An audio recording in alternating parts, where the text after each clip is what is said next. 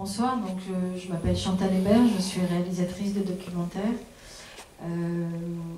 J'ai commencé à travailler sur le sujet en 2012, à un moment où je suivais un directeur d'hôpital qui suivait entre autres un hôpital gériatrique.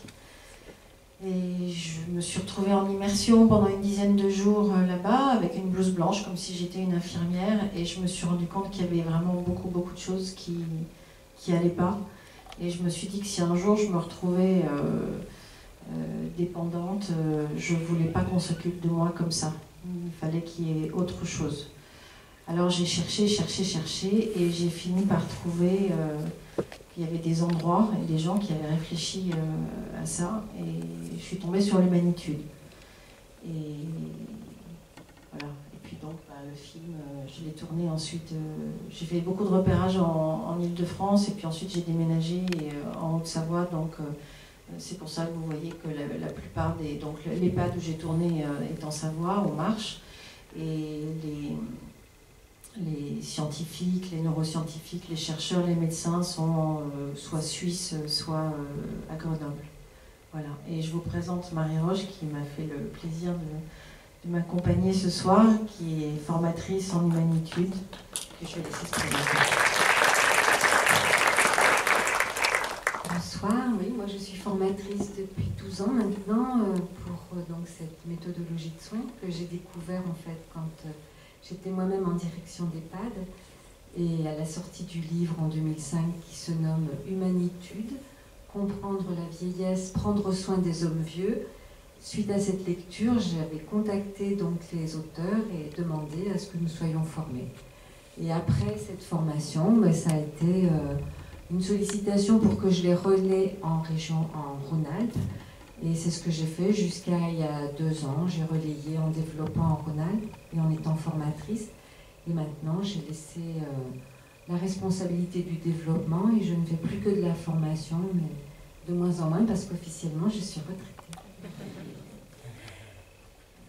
Alors, si vous avez des questions, je peux vous prêter facilement le micro, donc n'hésitez pas. Par rapport... Je suis infirmière en gériatrie, on n'est pas du SLP. La majeure partie du personnel a eu une formation en humanitude. Donc il y a beaucoup de choses que j'ai retrouvées, qu'on arrive un petit peu à mettre en œuvre. Mais on est quand même très confronté au problème de manque de temps. Alors on est du coup un peu frustré parce qu'on sait les choses et on n'a pas toujours le temps de les mettre en œuvre. Oui, malheureusement, c'est une situation qu'on rencontre pratiquement systématiquement. Alors au foyer Notre-Dame, les ratios sont les mêmes.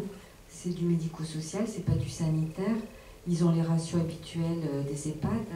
C'est vraiment un calcul GMP, PMP, et hop, ils nous sortent des postes. Ils ont travaillé sur l'organisation.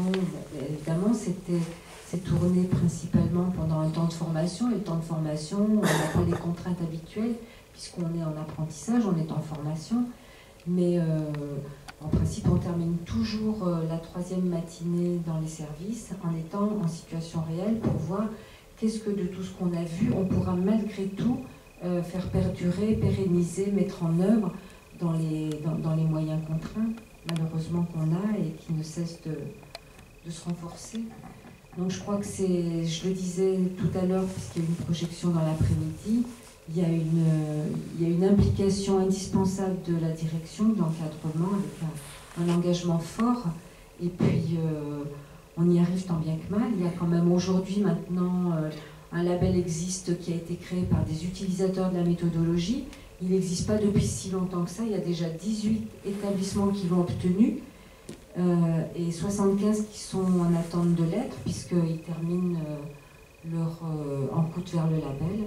Donc voilà, le label, c'est pas une obligation, mais ça veut dire que quand on l'a, on sait qu'on a réussi à s'organiser et à mettre en œuvre voilà, ce qui fait les 5 principes de cette méthodologie: 0 soin de force, sans abandon de soins, prendre en compte la singularité de chacun et l'intimité, vivre et mourir debout. Vous avez vu comme c'est important, et le médecin suisse insiste là-dessus, c'est vraiment... c'est vraiment très très important. Et puis l'ouverture sur l'extérieur, et que ce soit un lieu de vie puis un lieu d'envie, parce que c'est pas des lieux de soins où on ne fait qu'un passage, c'est quand même des lieux où on va terminer sa vie et qu'elle vit, hein, comme je sais hein, parce que je reviens d'Île-de-France où je suis arrivée dans un EHPAD, beaucoup d'absentéisme, donc des gens qui arrivent, qui ne connaissent pas, donc qui ne vont pas pouvoir effectuer le même travail, ça surcharge les autres, qui s'épuisent. Quand on fait le premier tour de table, c'est toujours beaucoup, voilà, la frustration de où on en est de notre idéal de soignant par rapport à une réalité qui en est bien loin. C'est le grand écart et ça fait mal. Et puis à la fin du stage, il y a quand même beaucoup de choses qui ont été revues, qui ont été ressenties sans doute beaucoup plus fortement, avec une envie forte de faire au moins le minimum, regard, parole, toucher, dans le même temps. On peut regarder différemment, parler différemment, toucher autrement aussi. Et ça, c'est déjà énorme pour chaque personne qui reçoit ça, quoi.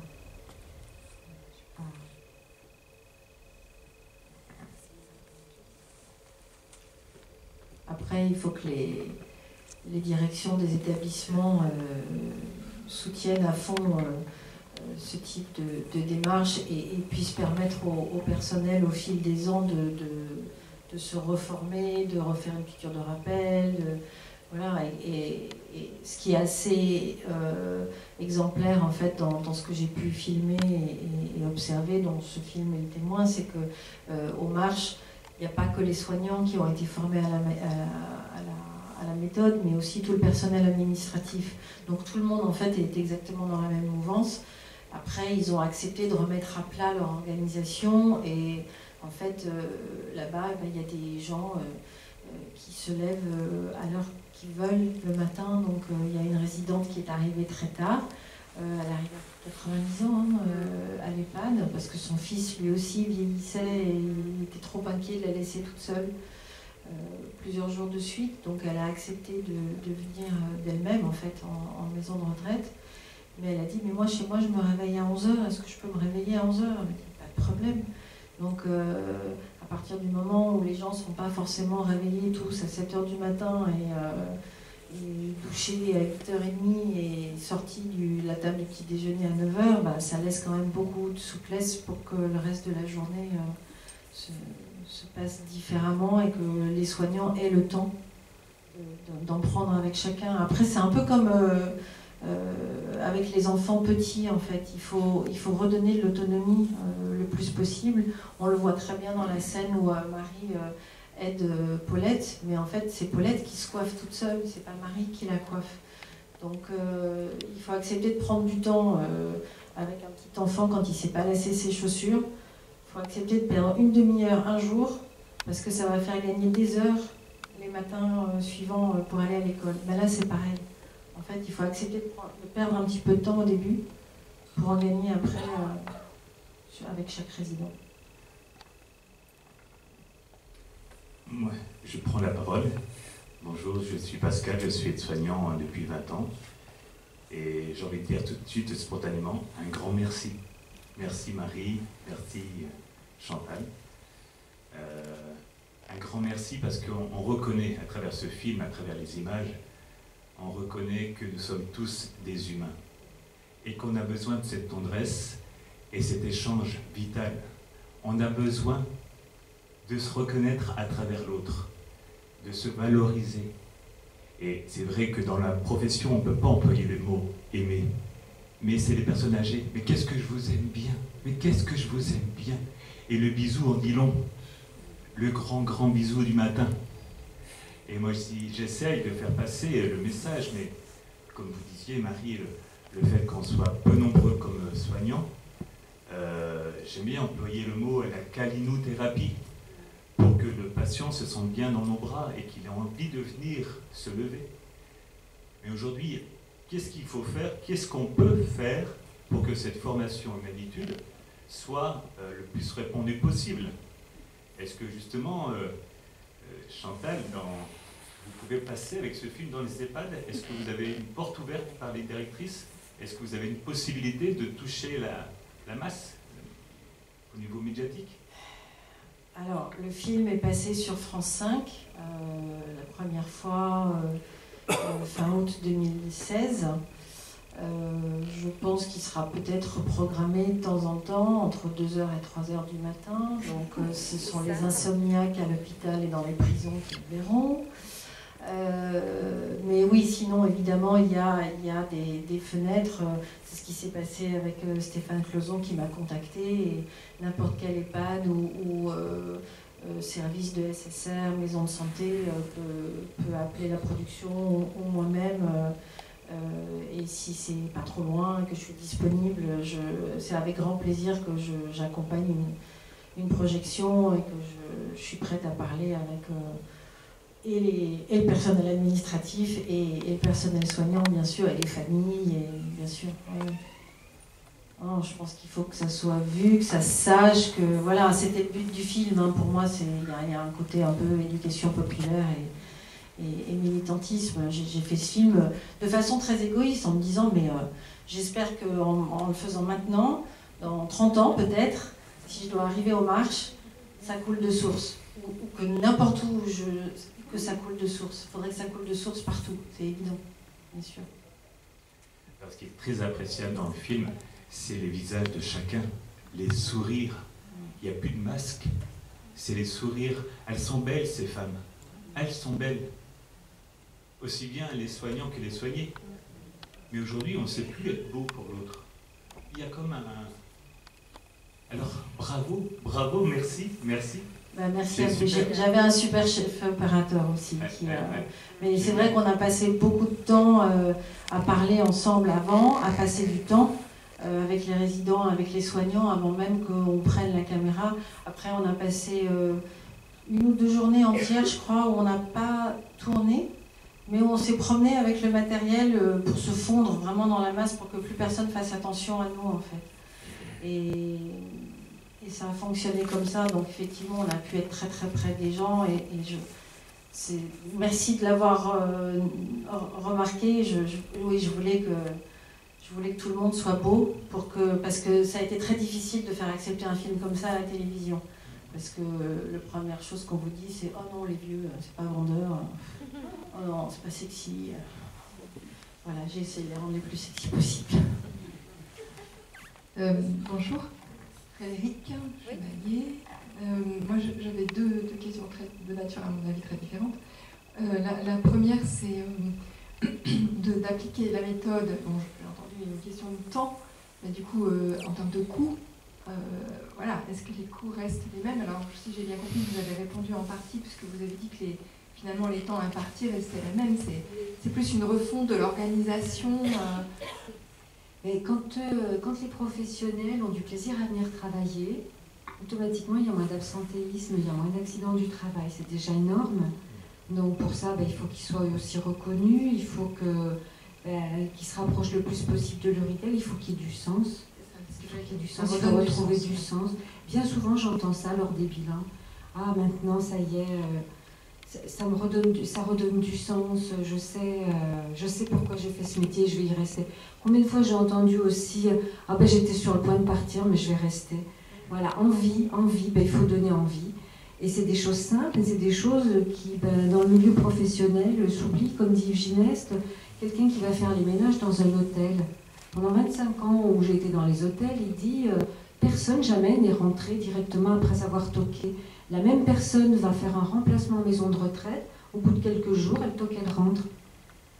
Déjà, il y a cette espèce de pourquoi on n'établit pas les mêmes contacts. Alors bien sûr, c'est professionnel, mais ça veut dire qu'on ne considère pas que l'autre. On commence comme ça la formation. On a besoin d'un espace d'intimité, on a besoin de se sentir chez soi. Et pour que les personnes qui sont ici se sentent chez elles, il faut qu'on marque le fait qu'elles sont chez elles. Donc, toquer, attendre, retoquer, attendre. On les voit toquer, attendre, toquer, attendre. Bien sûr, tout le monde toque, mais qui attend? On commence comme ça. Et déjà, ça engrange quelque chose, une autre attention, une autre présence. Et ensuite, c'est de rentrer et de sourire, évidemment, en se présentant, de tendre la main. Et ça prend pas du temps. C'est simplement une vigilance. Alors la vigilance, c'est de l'énergie psychique et on s'use à force, donc on aime bien être dans les habitudes et malheureusement parfois les habitudes, la routine, ça déshumanise un petit peu et on s'en tient au fer. Du reste, dans les maisons de retraite, on dit tu as fait un tel, ben non j'en ai fait, voilà, ou j'en ai fait 8 ce matin, on fait quoi? On fait des gens? Mais non, on fait des toilettes, alors on abrège, c'est l'enfer du fer. Donc ça ramène à cette vision première qu'on a d'aider l'autre, voilà, rendre service, faire du bien. La deuxième question. Oui, c'était plus sur la diffusion. Je me disais que ce film, il faut sans doute effectivement essayer de le diffuser dans les EHPAD, mais aussi dans ces lieux pour les aidants, dans la famille, je veux dire. Voilà. Moi, je commence tout juste à me retrouver dans cette situation-là, et je me dis, c'est vraiment précieux aussi, en tant que fille, voilà, de savoir. Ça me paraît. Je pense beaucoup aussi à la méthode Montessori, je trouve, parce que moi, je ne sais pas, je sais pas dans quelle mesure il y a un lien. Moi, je m'y intéresse un petit peu aussi, mais je me dis que voilà, c'est d'apprendre à s'adresser à l'autre, quel qu'il soit, avec une pédagogie. Quand on se retrouve dans cette situation d'accompagnateur, aidant, coach, mère, enfant, fille, enfin voilà, je ne sais pas quoi, mais voilà, c'est important de se former aussi. Pensez à ça. Oui, en fait, il y a un rapport, mais en coulisses, c'est probablement inconscient. J'ai une petite fille qui aujourd'hui a 13 ans, mais que je me suis retrouvée un peu parent, chercheur en fait, et donc je l'ai mise dans une maternelle Montessori, puis une école Montessori, et en fait, surtout dans les maternelles, il y avait un grand panneau qui nous accueillait tous les matins, où il y avait écrit « toute aide inutile est une entrave à l'autonomie ». Les petits ne savaient pas lire, donc c'était vraiment pour les parents. C'était les parents tous les jours. Toute aide inutile est une entrave à l'autonomie. Ça, c'est évident. Et c'est vrai aussi pour les personnes âgées. On a tendance à toujours vouloir faire pour l'autre. Et à partir d'un moment où ils commencent à avoir des problèmes cognitifs, on commence à parler pour eux, à réfléchir pour eux, à prendre des décisions pour eux. Alors que ce n'est pas forcément toujours très juste et qu'il faudrait essayer idéalement de leur laisser la place qu'ils ont toujours eue le plus longtemps possible et pas faire à leur place. Voilà. Que ce soit pour les enfants ou pour les personnes âgées, bien sûr. Toutes ces approches-là, elles sont complémentaires, que ce soit la méthode de la validation, que ce soit Montessori, c'est vraiment sur des champs différents et ça ne fait que converger. C'est pas l'un ou l'autre. Après, c'est des budgets de formation qui ne sont pas non plus extensibles. Et on commence toujours par l'un ou l'autre. Bon, certains arrivent mieux que d'autres avec les crédits non reconductibles et arrivent à cumuler plusieurs types de formations de ce genre. Mais c'est vraiment sur des champs différents, mais ça converge complètement. Du reste, tous les ans, il y a un colloque à Paris qui a lieu sur les approches non médicamenteuses, qui est organisé par le réseau, justement, Humanitude, et où viennent témoigner tous ces autres chercheurs en approche, tous ces formateurs en d'autres approches.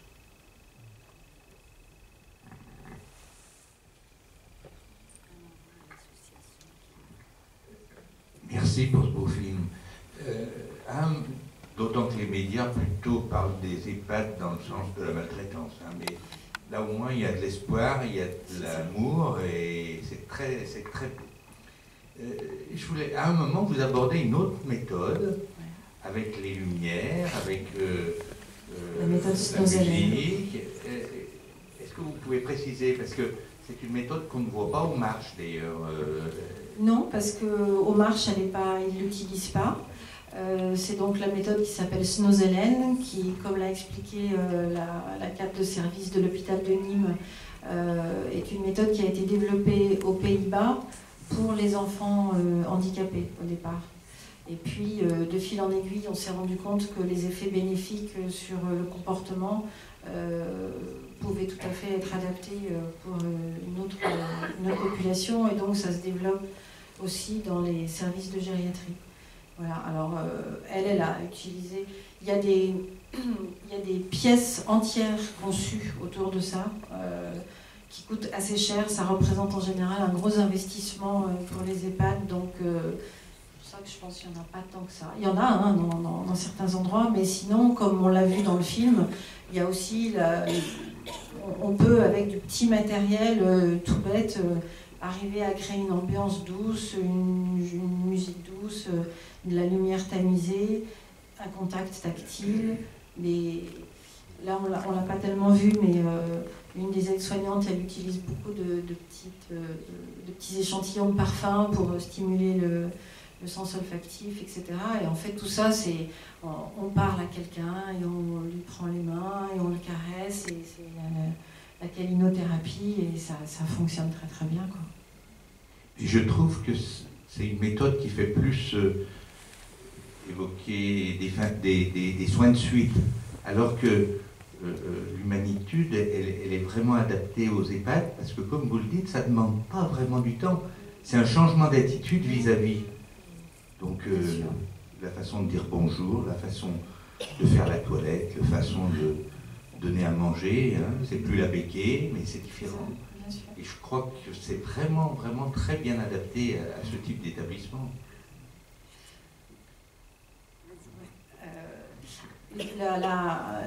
La créatrice de la méthode, Rosette Marescotti, après qu'on ait tourné le film, etc., j'ai dit, mais Rosette, quand est-ce que tu adaptes la méthode à l'enfance, au monde de l'enfance? Parce que je pense que le monde de la petite enfance aurait un grand, grand besoin d'humanitude aussi. Et quand le chercheur de Grenoble, qui parle du regard, dit qu'il pense qu'il faudrait apprendre très tôt aux enfants la bienveillance, la bientraitance, les comportements de tendresse, moi je lui avais juste posé une question très très ouverte, mais je le bénissais en silence quand je l'entendais me répondre, parce que je me disais, mais oui, c'est ça. En fait, c'est les rapports humains dès qu'on est tout petit, entre adultes et enfants. Si on apprend à se regarder, à se parler, à s'écouter, après, si ça commence dès tout petit, ça ne fera pas rempli une fois qu'on aura tous des cheveux blancs. Donc oui, bien sûr. Ce que je voulais dire par rapport au temps, c'est vrai que rentrer avec un grand sourire en ayant toqué, attendu, tendre la main, tout ça, ça ne va pas prendre plus de temps, mettre le regard bien en face de la personne, bien à sa hauteur, et lui parler doucement. Ce qui peut prendre plus de temps, c'est d'encourager la personne à faire elle-même. Surtout qu'elles ne le font pas souvent depuis longtemps, parce que pour aller plus vite, on le fait à la place. Et ça, il y a une cadre qui témoigne, et nous, ils se sont formés pendant des années, elle dit on a fini par gagner 3/4 d'heure le matin, 3/4 d'heure sur le temps d'aide à se préparer, et ces 3/4 d'heure, ils nous servent à les faire marcher. Donc c'est aussi un travail, il faut y croire.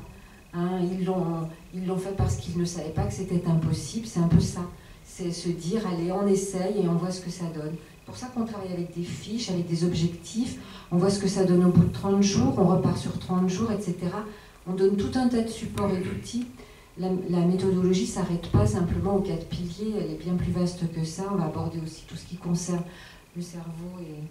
Donc oui, ça peut au départ, hein, puis c'est comme quand on apprend à conduire. Enfin, là, on n'apprend pas à conduire, tout le monde sait conduire, mais on conduit à gauche, donc pas aussi vite, pas avec les mêmes réflexes, en étant beaucoup plus vigilant, donc moins rapide. Et ce temps-là, est-ce qu'on veut bien le consacrer pour finalement, on voit qu'on en gagne. On le voit sur les 3 matinées de pratique. On commence le premier jour, il nous faut un certain temps pour atteindre des objectifs, ou en tout cas avec cette visée-là, et le lendemain, ça va déjà mieux, le surlendemain encore mieux, finalement. Moi, j'entends combien de fois en bilan, mais on a été même mieux que d'habitude, et ça s'est super bien passé. Pas eu de refus, pas eu de rétraction, pas eu... Voilà, toutes les difficultés qu'on peut rencontrer et qui sont difficiles. Et est-ce que vous pensez que c'est une méthode efficace aussi dans le monde de l'handicap physique ou mental, je pense en particulier à l'autisme? Alors, j'interviens dans ce monde-là aussi. J'interviens, mais depuis toujours. Je suis intervenue au début de ma reconversion en tant que formatrice dans un établissement qui accueille des personnes sourde-muette, mais psychotique aussi. Et puis je suis intervenue dans le handicap mental et psychique. J'interviens en masse. Et j'y retourne encore la semaine prochaine. Donc le polyhandicap. J'interviens aussi au SAMU social la semaine suivante de Paris.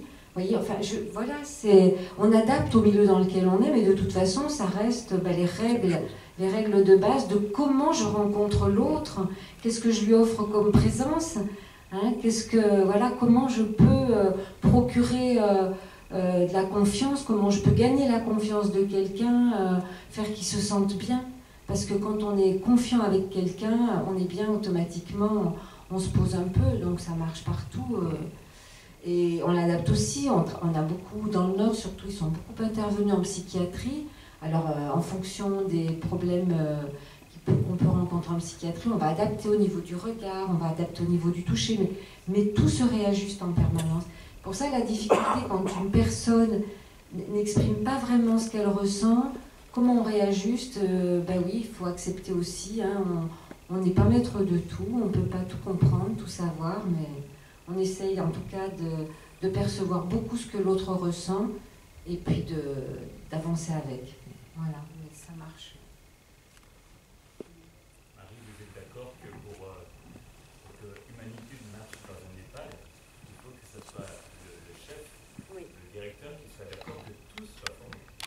Parce que moi j'ai eu le cas que 2 ou 3 aides-soignants ont été formés et ça n'a pas servi à grand chose. Non, moi on peut pas, au début, on n'avait pas cette conscience à quel point ça pouvait être important de l'implication, que la direction s'implique. C'est vraiment un facteur premier, parce que certains établissements pensaient qu'avec des soignants formés, tout irait mieux, que ça ferait du bien, et puis que ça roulerait comme ça. Mais ils sont en attente d'être écoutés par rapport à tout ce qu'ils ont à apporter après cette formation, où on pourrait, pour un tel qui ne marchait plus, qui a refait quelques pas, persévérer et améliorer le périmètre de marche, etc. Si on ne réorganise pas derrière, ça ne peut pas marcher. Il faut vraiment que la direction de l'encadrement soit partie prenante. Donc c'est pour ça ma question, c'est comment sensibiliser les directeurs, les cadres de santé, pour que nous, on est de bonne volonté, nous, à la chaîne, en bas de la chaîne.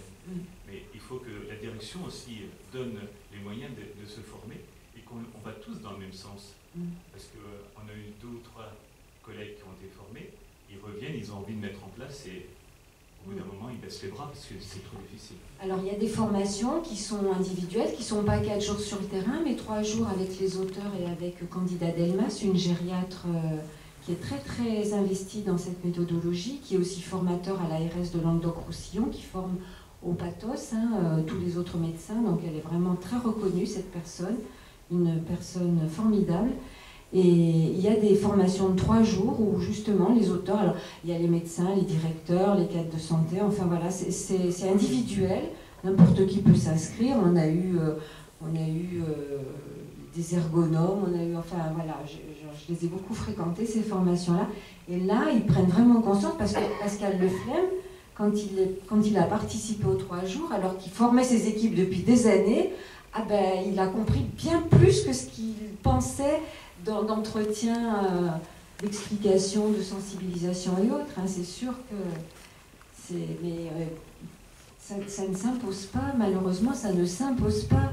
On essaye de motiver au maximum. Quand il y a une demande quelque part, maintenant, systématiquement, on dit à la direction, étape numéro 1, vous commencez par vous former vous, pour comprendre l'enjeu que ça représente et l'implication que ça va nécessiter de votre part. Et ensuite, on pourra venir former vos équipes. Mais bon, oui, mais on participera. Et puis, première formation, c'était pas possible, je viendrai à la prochaine. Ou alors, on va s'inscrire à la formation directeur médecin. Puis finalement, ils ne viennent pas. Puis bon. Et ça, une fois qu'on est lancé, que faire? Mais on fait vraiment le maximum pour ça. Donc, une dernière question, je suis bavard, excusez-moi. Combien de temps il faut pour convertir un EHPAD normal en EHPAD humain, humanitude? Mais ça dépend d'où on part. Il n'y a pas un temps type. Vous voyez, l'EHPAD Smith à Lyon, il a commencé, j'ai commencé, c'est moi qui ai ouvert la formation, c'est la pierre angulaire. Donc ils sont à Perrache. On a commencé, 3 ans après, ils avaient le label. Il y a eu une volonté de la direction et de l'encadrement, et il y avait vraiment une, comment dire, ils étaient vraiment en phase tous, donc ça a été très vite. Ils se sont dit, et là, ils ont eu le label cette année au colloque, c'était beau, mais vraiment, c'était magnifique. Mais ça dépend d'où on part. Montauban de Bretagne, qui a été un des premiers établissements labellisés, il leur a fallu plus de 10 ans. 12 ans, je crois, avant. Bon, c'était une structure hospitalière, c'était déjà pour changer les blouses blanches, les uniformes, en tenue un peu plus. Voilà, ils ont mis du temps, mais maintenant, c'est une évidence pour eux. Ils s'oublient même qu'ils ont pu fonctionner autrement. Il y a eu une porte ouverte le 6 octobre de tous les établissements labellisés. Donc, il y en avait en Rhône-Alpes, il y en avait parce qu'il y a un établissement, justement, l'ADEP à Roanne, qui est labellisé aussi, c'est le secteur du handicap. Voilà, donc tous ceux-là ont ouvert leurs portes pour expliquer, raconter leur trajectoire, leur parcours. Et tout dépend d'où on part, tout dépend les moyens qu'on a, l'équipe qu'on a. Enfin, voilà, c'est très dépendant. Le label Humanitude. En fait, ce sont des directeurs des établissements qui, au moment des évaluations externes et des évaluations internes, se sont dit, ils étaient formés à l'Humanitude depuis un certain temps, on ne retrouve pas dans ces référentiels la valorisation de la qualité du prendre soin. Donc, ils se sont réunis avec nous, on était certains. Moi, j'ai eu la chance d'être secrétaire de l'association pendant des années. Et on a travaillé ensemble sur comment on peut faire valoir ça. Il faut compléter le référentiel existant. On était parti sur Angélique, finalement, qu'on a laissé tomber. On a bâti un autre référentiel, mais qui permet d'être un guide pour avancer dans cette démarche et que ce soit pérenne. Et à la suite de quoi, ils se sont dit, oui, mais alors maintenant, quand le référentiel est vraiment, nous montre vraiment qu'on a réussi, ce serait bien d'être reconnu dans cette réussite, et donc ils ont créé un label, le label Humanitude. Voilà. Il y a aujourd'hui 18 établissements, 75 en attente. Il n'existe pas depuis très très longtemps, parce que le premier ont dû être délivré il y a 4 ans. Mais voilà, en 4 ans, c'est déjà énorme. Mais ça veut dire une vraie volonté. On ne lâche rien. Et on recommence parfois, parce que tout est fragile, tout ce qui est humain, on sait bien, c'est fragile, c'est tellement...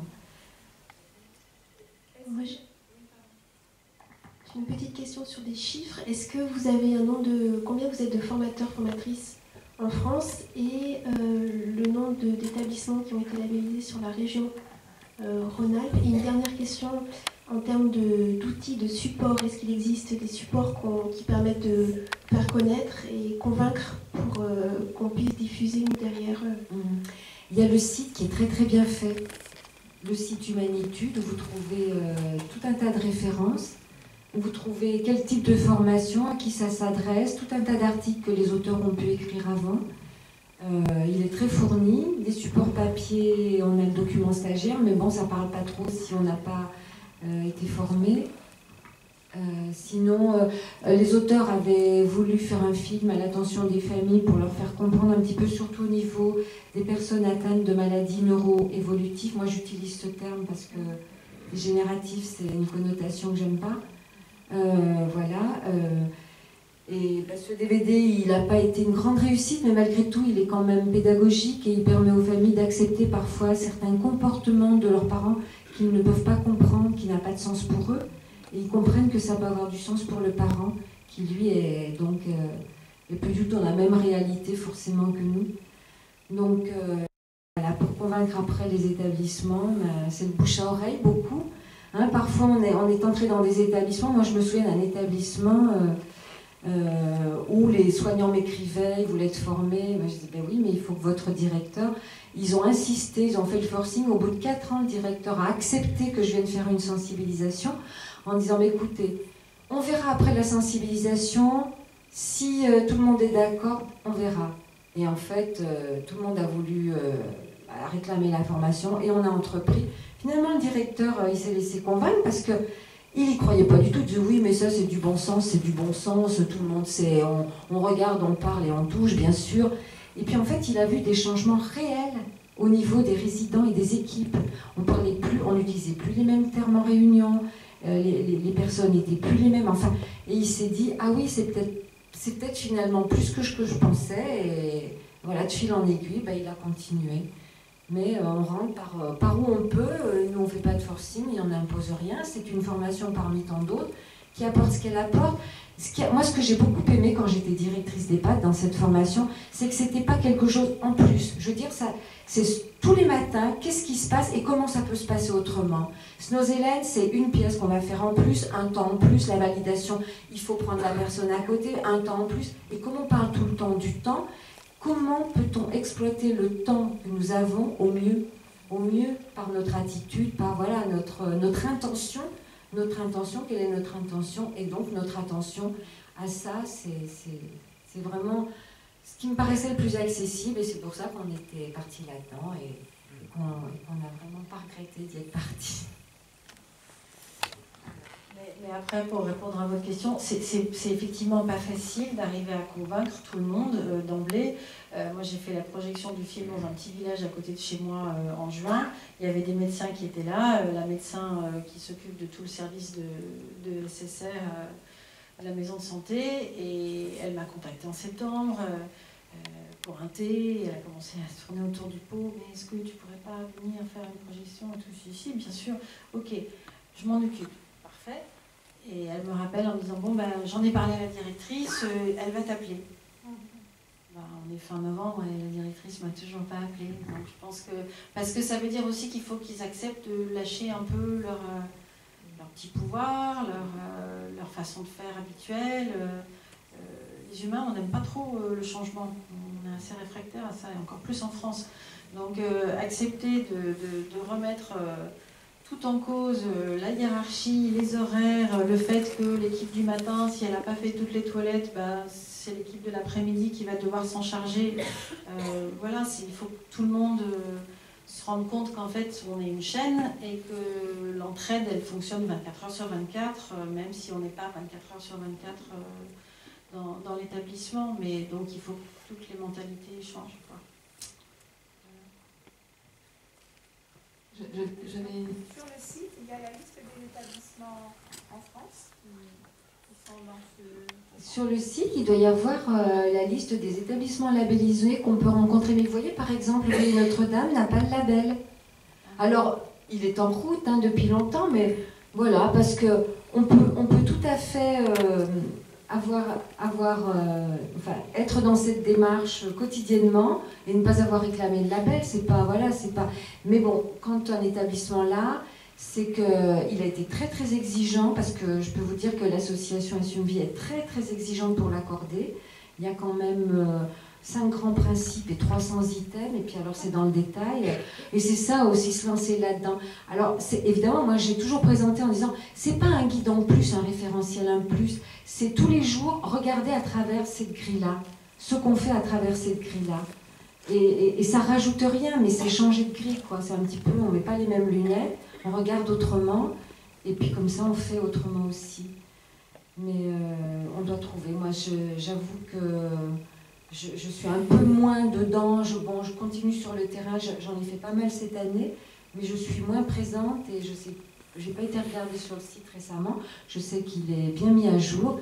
Il y a aussi le site de l'association Assume Vie, celle qui délivre les labels, qui explique la démarche et qui doit donner la liste des établissements labellisés. Sinon, vous trouvez, en tapant Humanitude, vous trouvez tout un tas d'éléments, notamment l'interlocuteur en Rhône-Alpes, qui est Béatrice Margan maintenant, et qui peut vous indiquer ou vous rendre...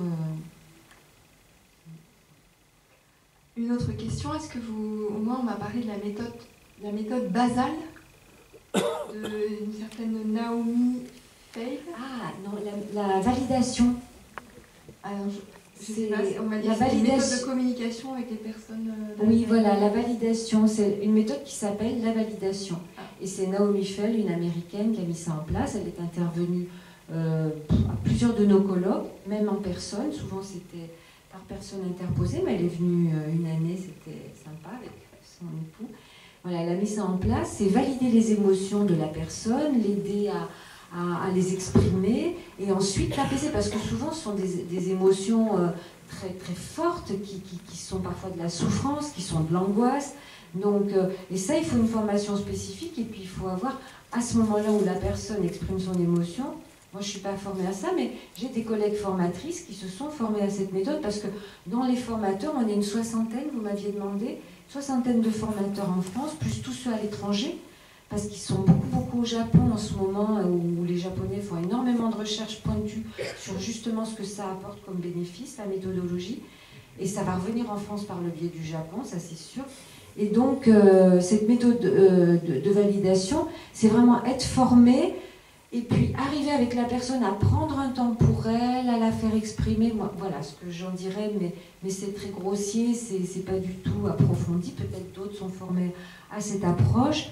Ça fait partie des approches non médicamenteuses pour apaiser, rassurer, réconforter, voilà, tout ce dont on a besoin en fait. Hein. Alors moi j'ai une question à l'attention de l'ancienne directrice d'EHPAD. Quand on est fils ou parent d'une personne qui intègre un EHPAD, quelle influence on peut avoir justement pour faire peut-être la promotion de l'humanitude? Est-ce que ça a une chance d'aboutir au vu de votre expérience? Hein, et à l'UDAF, on est représentants familiaux et on peut être aussi membre des commissions des usagers dans les établissements. Et est-ce que ça peut être aussi le rôle d'un représentant familial de faire la promotion de cette méthode et avec quel espoir de le faire aboutir? Moi, je pense, oui, que les conseils de la vie sociale, les CVS, si vous êtes représentant dans cette instance-là, c'est un bon moyen d'en parler à la direction. Ça ne veut pas dire, après, c'est toujours consultatif, hein, c'est eux qui prennent la décision, on peut toujours amener des tas d'idées, et puis d'insister là-dessus, puis d'en parler aux autres familles, d'essayer de faire un peu boule de neige, peut-être justement leur parlant de ce film, parce que je trouve que Chantal elle a fait un travail extraordinaire, et pour sensibiliser, pour déjà on se rende compte un petit peu de ce que c'est, mettre en avant que c'est une formation-action, c'est une méthodologie qui se dispense dans une formation-action. Ça, c'est aussi énormément apprécié, hein, c'est pas une théorie. Cette théorie, on voit quelques outils, demain on expérimente, on va voir ce que ça apporte, et le surlendemain, et encore, et on alterne avec la théorie où on revient. Mais la pratique est là, 3 matinées, et ça c'est énorme, avec beaucoup d'outils. Donc je pense que oui, c'est un bon moyen. C'est un bon moyen. Il y a des établissements où on a pu entrer par ce biais-là, parce que les familles le demandaient. Je pense que l'argent, c'est quand même un peu encore le nerf de la guerre. Ça va peut-être s'arrêter, mais pour l'instant, ça fonctionne encore comme ça. Et le directeur de démarche le dit, ça lui coûte 20 € de moins par mois et par résident. Ça, c'est un argument de choc. N'importe quel directeur d'EHPAD va se dire « Ah, ben c'est pas mal, en fait, ça coûte moins cher. » Après, j'ai envie de vous dire, et ça n'enlève rien à tout ce que j'ai pu voir de génial comme résultat dans la méthode, mais je pense qu'il faut se méfier des étiquettes aussi qui sont brandies comme un joli outil marketing pour faire venir vos parents dans les EHPAD. L'humanitude peut être brandie très haut comme garant d'un bel endroit où on va bien s'occuper de votre papa, de votre maman, et en fait derrière c'est pas ça. Donc j'aurais envie de dire, méfiez-vous des étiquettes, vérifiez par vous-même. Si c'est labellisé avec par l'association, là vous êtes tranquille. Il y a un groupe très connu qui a des actionnaires qui essayent d'utiliser le nom de cette méthode et qui, eux, on le sait, enfin, et ça a été aussi diffusé par d'autres collègues à la télévision dans les histoires pas très jolies. Donc, voilà. Bon, pour ce qui est de l'aspect financier, j'ai pas les derniers chiffres en tête, mais moi, à l'époque où j'étais secrétaire d'Assume Vie, une cadre est arrivée en disant ben, nous, on a économisé 15 000 € sur les produits d'incontinence depuis qu'on a mis en place. Une directrice qui maintenant est à la retraite, qui était dans la Drôme, qui disait ben moi, en un an, on a 30% de psychotropes en moins, 50% d'hospitalisation en moins et 60% d'absentéisme en moins. Donc voilà, ça parle à des gens qui sont plus dans la gestion que dans un projet humain, on va dire. Donc on peut trouver sur le site, il doit y avoir tout ça, c'est ce qu'on a dans le dossier en fait. On a tout un tas de chiffres qui sont des chiffres à partir d'indicateurs à un moment donné. Quand on démarre une formation dans un établissement, on dit toujours prenez vos indicateurs, qu'est-ce qui est important pour mesurer si ça apporte quelque chose. Et là, il y en a certains qui ont trouvé des indicateurs auxquels on n'avait même pas pensé, mais qui nous les ont partagés. On était ravis de s'en saisir, parce que ça nous encourage, bien évidemment, au-delà de redonner du sens, au-delà de recréer un autre lien, eh bien, c'est aussi important de pouvoir le dire, hein, ça a un impact. C'est un investissement, mais qu'on récupère largement d'après justement les établissements qui n'ont pas lâché, qui n'ont rien lâché du tout. Lâchez pas, hein. Lâchez pas. C'est le mot tendresse. Eh bien, je crois qu'on va pouvoir vous applaudir pour vous remercier de ce beau moment passé avec vous.